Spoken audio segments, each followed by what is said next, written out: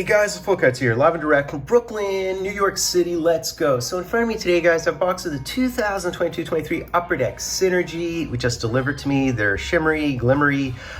Hopefully you won't pillory them. The price point is good. It's popping price point. It's not bad. Configuration, 3 cards per pack, 8 packs per box, 24 cards total, 16 boxes per case. Base set 1 through 125. We have the vets, the legends, the rookies, rookie short prints, even rookie portrait variants.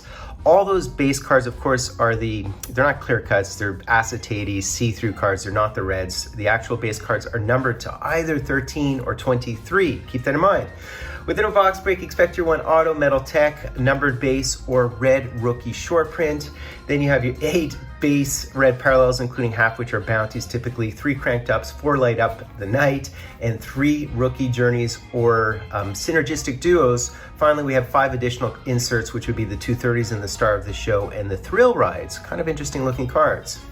So obviously, if a red short print can be your box set, this is not an autos product. I think there's 6 autos per case on average. That's about 37.5% of the time in a box, so 1 in 3 boxes plus. I know there are the base purple autos, and that includes an Or Gretzky Hasek, but they're only numbered to 5. The McD's only numbered to 5. The OV is a purple as well, numbered to 99, but it's not autoed. I know the Slavkovsky is numbered to 99, and it is auto. Look for the Cast of Greatness signatures, the Greater Than signatures, the Rink Ink autos. There's a Hextall in there, by the way, and a Medana, and a Theo Fleury in there. Look for the Rink Ink rookie autos, look for the rookie portrait red autos, as well as the StarQuest gold autos. So an interesting stable of autos, but hard to hit them.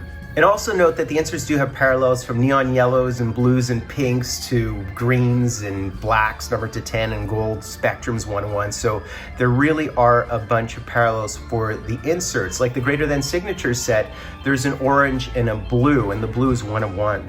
So let's slice and dice once, twice, thrice. Let's rock and roll it. So by the way, guys, the way the bounty works is the first 10 to complete it receive the full base gold set, as well as the Cast for Greatness gold set. So that's kind of cool. The next 15, I think, only receive the full base gold set. So let's hum through this puppy. Now note that the red rookies are tiered, so you're much more likely to hit a tier 1 or a tier 2. The tier 3 land about 12.5%, and the tier 4s, by the way, would be the Dylan Gunther, the Jake Sanderson, the Slavkovsky, and the Shane Wright, but those land only 6% of the time, so don't necessarily expect them, okay? So there you go. So this is probably, I'm guessing, a tier 1, and there we have the Kuznetsov, as well as the rookie journey of Jack Quinn, and that is numbered to 99 only, so that is a great hit, right? And Carson Meyer would be a tier 1 rookie, of course, which lands like what, almost 200% of the time. Continuing on, I mean, he was like a late round draft pick, was he? So we have a Malkin, really cool. There are legends of these as well. We have a Patrick Kane, light up the night, number to 699. And we have a Vasi, star of the show, some goalie mojo. So only 8 packs. This will go super stat. And yeah, man, so we have a Puustinen. And look at that, man. Oh, look at that beauty. Number to 699, Jonathan Kavasevich. Look at that. Really cool to hit a hab. And our synergistic duos, number to 699, we have Shesterkin and the Breadman himself. All right, Kovacevic, man, I've seen him dance. I mean, he's big, 6'4" big dude. All right, so we have a Clayton Keller here. This is upside down for no apparent reason, and it's number to 899, and it's a Braden Tracy, as well as, look at this, a Trevor Zegras 2030. Really nice looking card. These are cool looking, very intergalactic. Very much an entry-level product, guys. I mean, for like, this usually dips under $100 for sure. So we have a Tom Wilson, and we do have a Adam Raska light up the night, number to 399 only. So it's a rookie, as well as a star of the show of Kirill. All right, look at this thing. So this is like, oh, is this one of these rink cards? Ooh, these are really cool. So this is like a tech card. These are really cool looking cards. So we have a Thrill Rides of Kuch, a Kucherov Thrill Rides. Look at that. I mean, it's funny. Rookie of Vlasic. And who is, oh, cool. We have an auto here. So we did hit a Rink Ink. Very cool. A Rinkside sign. I guess it's called a Rink Ink, right? What is it? What? Oh, it's a Pia Suitor. It is a Pia Suitor. Very cool. So we hit an auto. And it's only numbered to 49. That is really cool. That is a hot looking card.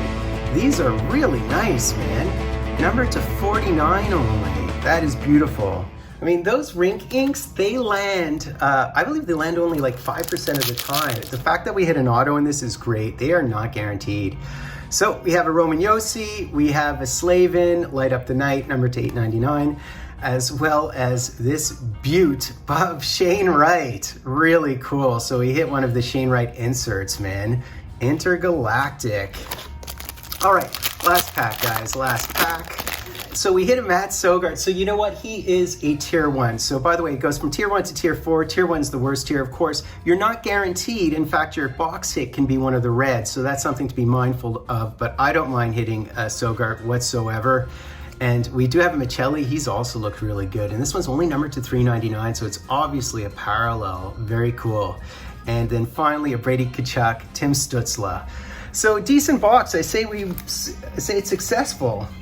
So that's basically it, guys. A beautiful smattering of cards, a really, really nice quality looking cards, including a nice Shane Wright, and and we actually hit not only an auto, rink ink auto, but a parallel. I mean, just really nice. It's hard to hit those because it's sort of under 40% to hit an auto, so that's great.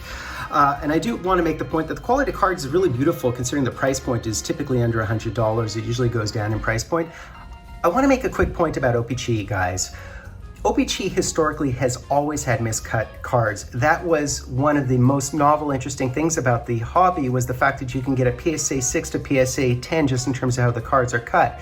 I believe, they could knock those cards out and ensure that all the cards are perfect, but if they don't, I think it has a lot to do with the historical OPC brand, and it's a choice they're making. I swear to God, it's a choice they're making, because they obviously could up their quality insurance or ensure that other brands have miscut cards. No, it's only OPC. So there's a debate to be had, and old school people like myself actually like a variance in miscut cards because that's sort of rich and sort of historical. So we could debate that, but I can tell you that a lot of old school collectors like myself love the idea that they leave in miscut cards, and I believe it's intentional. It's certainly done knowingly and willingly to a certain extent. Anyways, guys, and then it's up to us whether or not we pay those prices. But don't forget, guys, distributors set prices, LCS set prices and take off money, group breakers set prices, eBay set prices. There's also, so everybody has a piece of the action. It's not just Upper Deck, and we're the ones driving it, guys, in terms of our demand, particularly our manic behavior. So I want to make that point. And guys, if you disagree with me, please just comment in the comments graciously. Don't, rip me to shreds for saying this. It's just a debate worth having, okay? And I think we have to, start looking in the mirror about our own behaviorism, because I think at this point it's a little bit out of control. It's not just the prices, it's obviously demand driven as well, not just supply side. And supply side has many tiers to it. So that's basically it, guys. I hope you enjoyed it. I happen to be Fultoncards, doing me the honor of sub-liking, hashtag, and drive Fultoncards live and direct from a place called Brooklyn, New York City.